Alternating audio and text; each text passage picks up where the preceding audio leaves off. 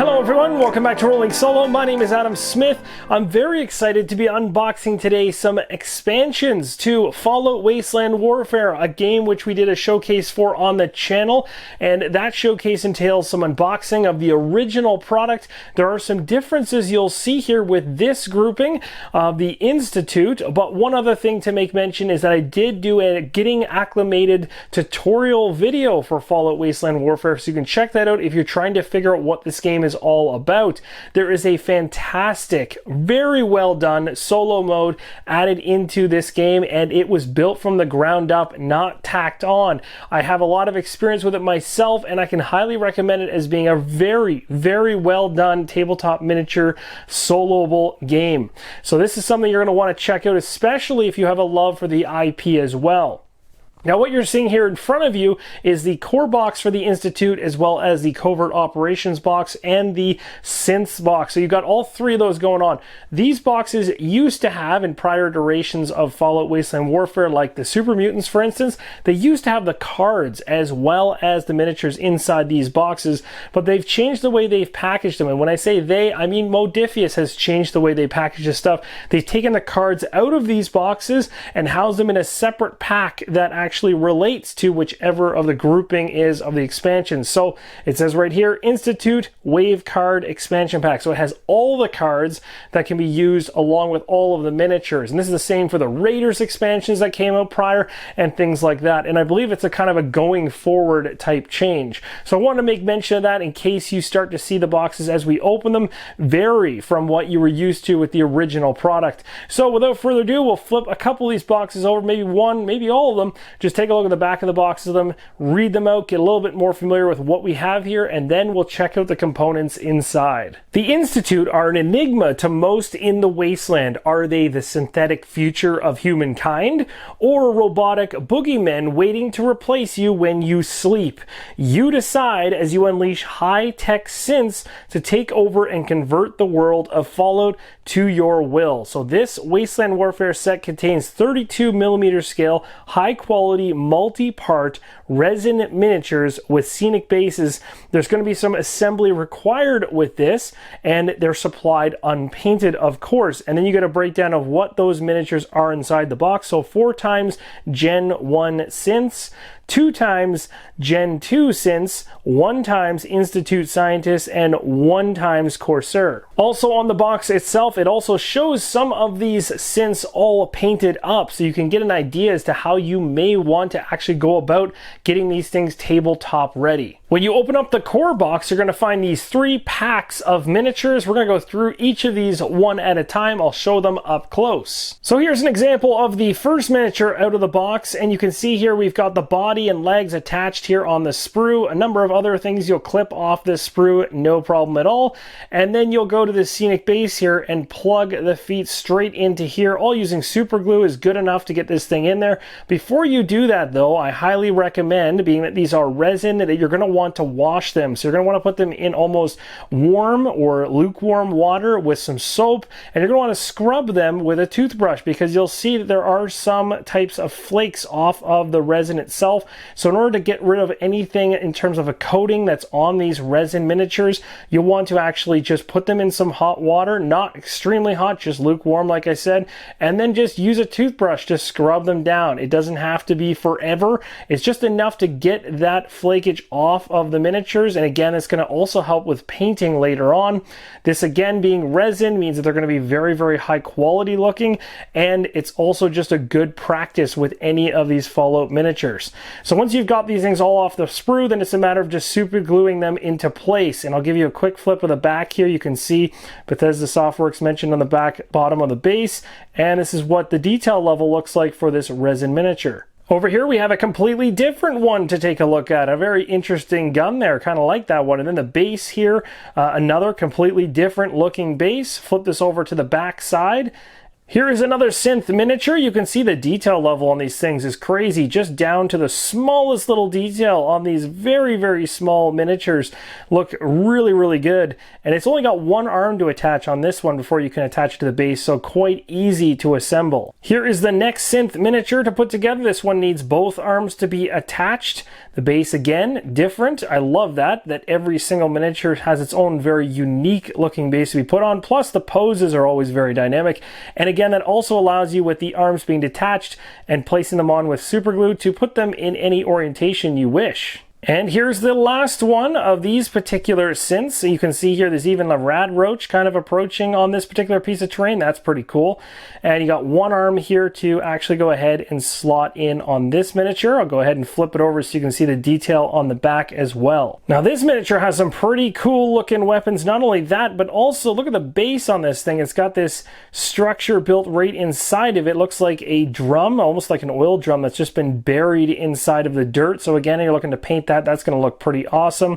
Miniature itself here has connections for the arm itself, and the gun is actually attached directly to the shoulder as well as the wrist area to complete this particular miniature. So I'll flip this over to the opposite side so you can see this one from a different angle. Now this was a nice surprise to see a miniature inside the box that only needed its feet to be removed from the sprue and then basically glued into the base, and you're all said and done. This one doesn't have any arm attachments necessary whatsoever, so that's kind of a nice surprise. And last but not least, we have this final individual left over here. Again, another very dynamic looking base. Interesting pose there as he's carrying a few items along with him, and he's got his one arm and a gun to attach. The next box we're going to take a look at is the Covert Operations box, and this box houses 3 miniatures. The first one is A2018, the second is Kellogg, and the third is Z247. Here's a look at the very first miniature out of the box here. You can see really nice detail on the gun itself. Again, the base looks fantastic. I really appreciate the peg holes on the actual base as well to allow the miniatures to slip in there very easily with super glue. This one is going to be a quick attachment, being that both points of contact are right on the gun itself, right to the miniature. So very easy assembly all the way around. Next, we have this miniature in a kneeling position, so that's quite different and also very cool looking. Again, with a large weapon in tow, and we've got ourselves quite a unique base here as well. We'll flip this over to the back side to check it out. Again, like you can see here with some of the flakes, you're going to want to wash these things, and that will clean them up quite nicely. And by far the coolest character in the entire box, this individual right here, which you guys I'm sure are all aware of. This is Kellogg, and he's got himself a nice base, but he's all one unit. You don't have to do anything with him. He's going to be ready to go as soon as you clip him off here. Again, one of the things to remember always when clipping them off is making sure those pegs under the feet stay there, that you clip underneath of them and not flush with the feet, or you lose the ability to actually punch them into the holes on the base. That's something that I did at least once by accident. Next, we're going to take a look at the Institute Synths. These ones are really cool looking. So we got 3 very interesting looking poses here, but you can see from the miniatures listed out down below, 4 of them are Gen 1 synths and 2 of them are Gen 2 synths. So here's a good example of what a Gen 2 synth looks like, and you can see the base is quite nice. There's actually some elevation there on the left side, and this one comes in 3 parts that you'll have to put together before actually placing it into the base, which is the 4th part. Flipping it over to the back side to see the detail as well. Next up, we have another Gen 2 synth. You'll see this one here actually had one of its pieces pop off. The second I literally lifted this thing up, I think I grabbed it by that piece and it just literally popped right off, which is perfect because I need it separated anyway at some point. But you can see the definition in the base and you can see the detail in the miniature itself. Looking pretty good. Here we have an example of one of the Gen 1 synths. Of course, they don't look as lovely as the Gen 2 synths when they get closer to looking more like humans. These ones are just straight up ugly looking robots. And but that's a really cool looking base. I like that one. It's really gritty. There's lots of grooves in there. And again, this one has just the arms you have to deal with in order to complete it. Now this one is quite cool. Check out the base on this one. The nice little elevation there of a box. It looks like a box, I'll go with that. But again, a very cool base. Again, you can see the hands. Very, very good detail here. You can see even the individual fingers and everything. Like, these are really, really small miniatures, right, in terms of their size. So I'm very impressed. Again, they're resin and stuff like that, but I am very impressed with the detail level of them. It's going to be a individual who's very, very skilled at painting, and painting these small details is going to really bring these things to life. Here is another synth. You can see this one again has that flaking I was talking about earlier. So again, it's just a release agent that basically can come off very easily when washed in warm water. So you're going to see that all over these things, but that's totally normal. Don't think that that's abnormal in the least, but you'll be using a toothbrush essentially to just scrub that stuff off. It comes off really easy, allowing you to go ahead and then paint them later on. And this is the final miniature inside the box. Again, every single one of these miniatures has a completely unique sculpt and pose. I didn't see any duplicates across any of these. The bases are all different, so that's something else I really appreciate with these. You're not going to be getting a set with a number of the exact same sculpt and molds for these particular synths or in this Institute expansion. So now that we've gone through all the miniatures, let's talk about this card expansion pack. And this card expansion pack is going to have a number of different sets that these cards can actually be tied to. So for instance, at the very top here, you'll see the first three are all Institute based. These are the three that we just went over. So all the cards that pertain to those particular boxes we just opened are inside this pack. Along with that though, there's also that are some for other packs that are out there, like the T-51 Power Armor, or the Survivors Unusual Allies box, or the Survivors Vault Personnel, or Super Mutant Skirmishers, Overlord and Fist, Elder Maxon and Captain Kells, Brotherhood of Steel, Order of the Shield, and the Machinist. So again, bolstering some things that have already been released. And when you open up the box, you're going to find 2 packs of mini cards and 1 pack of standard size cards. We're going to go through all of these. So we'll start things off with the standard size cards. This synth card in front of you right now is the reference card for the synths. You can see here it talks about the rules below apply to any model which is a synth as shown by the synth icon on their unit card, and it's got a whole bunch of listings there for that. You can pause the screen and read it if you so choose to do. And on the very back here, we've got a section here for actions, movement, triggers, all that good stuff that all relates to the synth. So I'll put that aside for a second. We're going to go through a whole bunch of other cards here that have 2 different backs inside this pile, and we'll enjoy each and every one of them because some of them have to do with each of these individual miniatures essentially inside the game and their AI cards. So what you're seeing here is a chart breakdown as to how the AI is going to work when using them kind of in a solo capacity. So the Vault Security Officer here, this is the breakdown of how he will react in certain situations based on his behavior, which is pretty cool. Vault Dweller, for instance, Strong, Nick Valentine, Hancock. So it's got all these individuals that I listed off from the back of the box showing up here, right? So that is going to be the main controller of these different miniatures inside of the game, and is a very, very big part of the solo experience as well. So these are very important cards for that reason. But you've got one for every different type. You got like Gen 1 synths here. You've got ones for patrollers. You've got the scientists in here. All that stuff. Then of course you're going to get the cards that are specific to each of these, so that you know that the very first one we looked at, which was the Vault Security Officer here, this is what this officer looks like. So you'll be able to find that particular miniature and know its stats and everything else about it. So we got that, the Vault Dweller, Strong. Now one thing I want to mention with these cards that I think is really awesome, and I love Nick Valentine by the way, is the fact that all the cards look beaten up and bruised, because it is Fallout, it's post-apocalyptic, so it's not supposed to be perfect. Being that it is a post-apocalyptic situation and things are all burnt up and destroyed, I don't expect the cards to look pristine. So it's kind of nice, and it almost kind of asks you and begs you not to bother sleeving them, because even if you sleeve them, what are you protecting? Sides that already look grungy and dirty anyway. So it kind of goes with the game.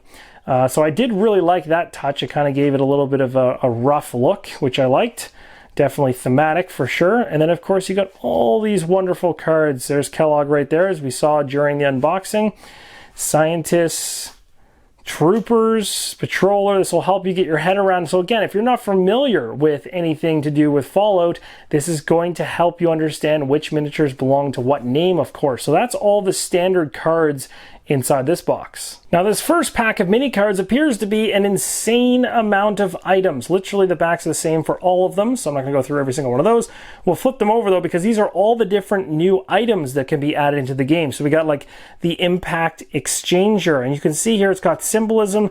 Again, if you're not familiar with the game, a lot of this won't make too much sense, but if you are, then you'll be able to pause the screen and read these cards, because they're going to tell you how these particular items can be interacted with in the game, like headlamps, medic pumps. But basically the more items the better in this thing, because it really does flush out all the different things you can potentially use inside this game, and there is a ton.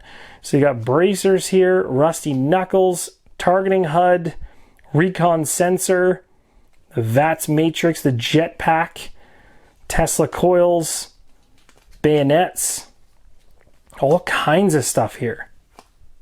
A light, aligned sights, powerful, hair trigger, custom fitted, braced. Whoa, check that out. That's something.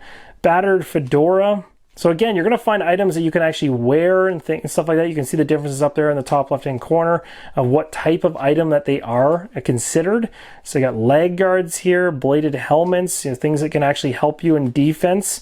So that's always good. What is this one again? A clean room suit. I'm just going to put those other ones aside as we continue through. Microscope, overclocker, power armor patch again, pulse shield, temporary password, fragile bobby pin. These are fantastic. I cannot wait to add these into what I already have for this game. It's going to add so much more. Stealth boy, fusion cores. Ooh, now we get into some of the wonderful guns. So the heavy laser turret, the synth relay grenade. So these are going to be probably very specific to synth related things. Final judgment. Oh, that's so awesome. Flare gun. Institute laser pistol. So again, for those of you not familiar with the game, it's going to show you how to, what dice you're rolling, what your distance is on the shots, what things are going to be impacted, what effects you're going to have on these shots. So again, you can see this is a gun type.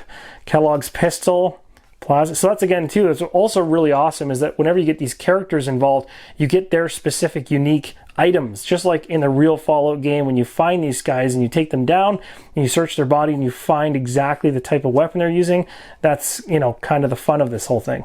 Miniguns, Gatling lasers, batons, all kinds of good stuff in here. Pulse grenades, gamma guns, laser rifles, missile launcher. Look at that, that's got a whole bunch of icons in there. Pipe wrench, another laser pistol, fragmentation grenade, laser pistol, laser rifle.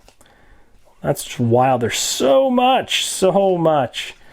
So that is the first mini pack. All right, and just when you thought it was just going to be items only, we're getting to the very end of that item pile. Then we move into heroic cards, which we'll talk about when we hit them, and we're going to run into explorer cards added in. So it's always nice to see those decks beefed up. Events, that's always fun, seeing some fresh events added in. We got some actual story-based stuff, so part 1 of Nick Valentine. So these are things you can kind of carry through, which is pretty awesome. Got a bunch of them. We got the danger cards, some more of those.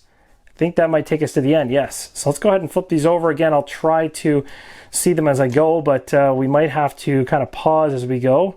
Or you may have to kind of pause as we go, because there's quite a bit of text on some of these cards as well. So we got all kinds of stuff to check out. But these are dangers. So these are things that are potentially going to happen to you. You can see like the flightless boat fly, the vault dweller. So these are things you're going to have to deal with. Dangers in the wastelands. The seer. Bushmaster, final blow. Instant synth. Snagged. Do my best here not to cover over the card, but it's very hard because these are small cards. So it's pretty hard to avoid that. Pieces of the puzzle. So again, these ones are the story-based stuff here. So if I'm not mistaken, it has been a bit on these ones. I'm a little bit hesitant to say exactly, but it looks like, yeah, it looks like these are kind of story-based events, because they're talking with setup here and things like that. So he loves you lots. He snorts, he trots. The drop. The lift. Careful reassurance, down the drain, check the gang. Okay. We got the Synths here. Now these ones are talking about events. So these are major events that can happen while you're playing. They're going to change the environment of the game, overcast, like weather events typically, that are going to throw a wrench into your plans in terms of maybe seeing somebody from range or dealing with heat and all that kind of stuff. Mistaken identity is a new one to add in. The Great War Minefield, that's pretty cool. Rusty Trailer. So now we're back into Explorer cards for the first time. I shouldn't say back into. This is the first time, so let me get this thing to focus for us. Super Mutant. Almost lost that one, but caught it just in time. Armor Shop. Minefield Clearance. Gray Team. Shooting Range. Weather Observatory. Field Testing. This is so sweet. The Helpful Scribe. Synth Patrol. All right. Now we're moving into the leader cards. So Synth Expert, pretty cool. Beloved, Gatherer, Procurer, Chief or Tech Chief, Hack Robot, Finesse, Quick Thinking, Light Step, Nuclear Physicist. So many cards here. Tangle. Some of these have a lot to read as well. Heroic. And these are specific to the items. Oh, these are the really, really high-end items here. So we got, what is this? A T60F Power Armor Frame. So these are things we're going to be adding in. T60 Power Armor in general. T51. Sensor Array Internal Database. Elder Paint, Spark, Ultra Jet, and Beer. Wow, those are pretty awesome. So that is going to do it for the second pack. And that's going to complete the unboxing for Fallout Wasteland Warfare, the Institute expansions. I really hope this is informative and shows you what you can expect to pick up inside of each of these boxes. Thank you guys so much for watching, and as always, keep on rolling solo.